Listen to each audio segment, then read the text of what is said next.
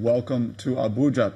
I have with me this morning two gentlemen to discuss the security situation around the country, particularly the ongoing crisis in Kaduna State. Mr. Bish Johnson is a retired captain of the United States Army, and we have Mr. Jimo Moshood, who is the force PRO for the Nigeria Police. You're very welcome to the program this morning, gentlemen. Thank you. Thank you for having us, and good morning, Nigerians. Let me start with you, Mr. Moshood. Of course, you've just heard, as we all have, from the CP in Kaduna State. What is your assessment of what is unfolding there, and does it tally with what you've heard from the Commissioner of Police? Thank you so much. There's no doubt that the Commissioner of Police in Kaduna State and his personnel have done very, very well. They've been able to stem the tide of this conflict and have been able to sustain the peace that we have now. Situation has been restored to normal. But aside that, the Inspector General of Police, IGP Ibrahim Putu Idris, MNI, have directed that AIG 7 to move to Kaduna State and is already on ground. He has equally graciously approved the deployment, along with him, 4 mobile units. 4 mobile units, a unit comprises of 63 personnel, and that will give you over 200 and something personnel that are going, including the counter-terrorist squad, the explosive ordnance department, the dog sections, and the other conventional police personnel that are mobilized from the region to move to Kaduna State. And this is to sustain the effort of the command. And when it was relaying their meeting with stakeholders, because the crisis don't just happen, there are early warning signals which we've addressed in preventing the crisis from happening in other areas. But if you follow the history of crisis in Kaduna from far back 1986, the crisis just happened swiftly. And it may last several days or if not weeks. But this time around, we're able to cope it within 2 days. And he had been meeting with traditional rulers. And we want to say that Kasua Magani in Kajuru local government, where this incident happened, there has been a harmonious collaboration with all the sectors of the community there. So people just cast on the advantage of wanting to create tension and crisis and mayhem by going to the market. Just a mere misunderstanding between people, and the thief is being chased. They use the attack to lure people out when people are running for safety. And it was around 7 in the midnight when the market was closing. It happened in the marketplace that they ambush and kill people. We have 22 people arrested that day. And for yesterday incident that happened in Kaduna Metro also, 10 people were arrested. From the narration of the CP, you can see that the spread of fear of misinformation by the people and said there's a problem in Kujama spread wide, and before we could say Jack Robinson, people start blocking the road and attacking people, and these have been raking and dealt with appropriately. So last year we recovered close to 500 weapons locally fabricated from Kaduna South, which we display to the public.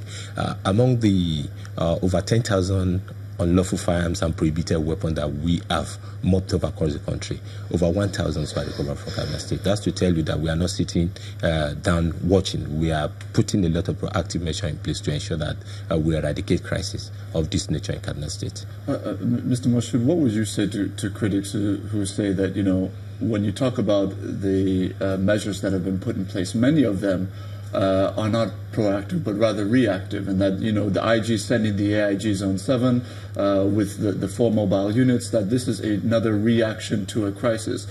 Is there a failure on the part of the police force to envisage crisis and plan ahead in such a way that you forestall it at the root before it gets to a point where, you know, 55 and 22 people are killed at once? Thank you so much. It would be wrong for anybody to say there's a failure on our side, because we are doing the best. We are even improving on what we have achieved. Police duty is like a goalkeeper. Nobody think about the goals you have saved, but they think of the one you have conceded. But that does not mean that the public shouldn't be sensitive in an area where they feel police is not doing enough, and they calling on us, because any organization that is subject to public opinion, like the Nigerian Police Force, is bound to grapple with the responsibility of constantly educating the public and informing them of what we are doing. So largely we have done very well in Kaduna. If you follow the history, like I've said earlier on, of crisis in Kaduna, you know this time around the situation was under control on time. So we have our intelligence department, the SIB, in each of the division, and they gather information and we move in swiftly. But this attack was surprise and it was swift, and we responded appropriately. Mr. Johnson, you've heard the submission by Mr. Moshood. What are your initial thoughts? Well, Mr. Moshood is a very close friend of mine, but we have to say that from what the Commissioner of Police in Kaduna State said, and from some of the submissions that he's made here, some of the solutions or measures that have been taken are temporary measures. We need more permanent measures, not just only in Kaduna, but all over this country, if we are to forestall the reoccurrence of this kind of problems. I guarantee you, it's only a matter of time, before you have similar incident, either in Kaduna or anywhere else in this country. And we can't continue to live like this. We cannot. We can't make any progress as a country as long as we continue to live like this. At the slightest provocation, you see this level of violence in which people are losing their lives and billions of naira worth of property is being damaged. It's hurting us as a country. So we need a permanent solution. And that is why when you said, let's just keep it security-wise, let's not just bring politics into it.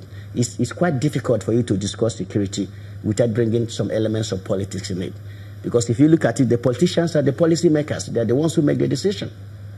We have been calling for restructuring of this country. We have been asking for state police. Let everybody go and police themselves. The truth of the matter is that we don't have sufficient boots on the ground to police this country adequately. It's quite unfair to ask 250,000 police officers to go and police a country of 200 and something million people. It's just not possible. You're asking them to do magic, which they cannot do. Mr. Johnson, you know that would require, of course, you're looking at constitution amendments, you're looking at a long set of bureaucratic and administrative processes before you can effectuate that. Right now, with the ongoing crisis as it is right now, knowing that you have, of course, theaters in the Northeast, North Central, you have what's ongoing in Kaduna, what do you think within the ambit of what is available now can be done to at least optimize what is available now to potentially bring this crisis to an end? You see, actually, that is the problem of our country. The problem of our country is that we like to kick the can down the road. We don't want to face the problem squarely and provide permanent solutions to the problem. They have taken the immediate measures that they need to take to end the crisis as at the moment. If we are truly serious about building a country where we all can live in peace and prosperity, we have to think in terms of long-term solutions to the problems. We can't just, a small problem, we go there and we react, we forestall the situation and we go back and the thing continue to reoccur. We have to have permanent solutions to the problems. If we don't provide permanent solutions to this problem, they will continue to reoccur and they will continue to reoccur. And the permanent solutions to this problem are these things that I'm telling you right now. We need to restructure this country. We need to strengthen our institutions. We need to decentralize police. We need state police. Let me tell you, the advantages of having state police far outweigh the disadvantages. I am not telling that there are no disadvantages in having state police, but the advantages far outweigh the disadvantages. And it's not going to be a free-for-all. There are measures that we can put in place to allay the fears and take measures that will allay the fears of those who are opposed to state police. Nigeria, the federal police alone cannot police Nigeria. It's a heavy burden on the federal government and it's a even more greater burden on the police itself. They don't have the number of personnel to do this. They don't have the funding. They don't have the adequate training. And we are asking them to do magic.